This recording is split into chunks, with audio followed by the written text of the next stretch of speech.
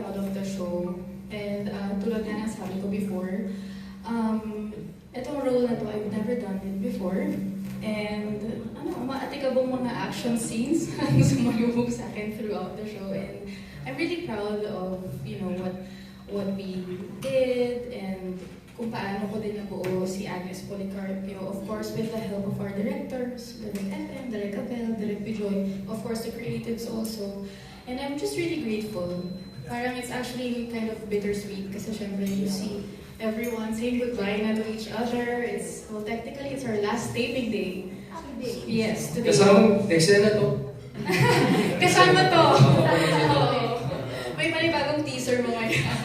But I'm just really proud of everyone. Of course, si Gerald, yung nasabi niya kanina, is his first directorial debut. And ang galing. Actually, ang galing talaga ni Jet bilang director. Action scenes. Alam niya kung ano yung sa editing ba, alam niya kung anong shots kailangan niya. And hindi siya, kumbaga, he knows, he has a vision.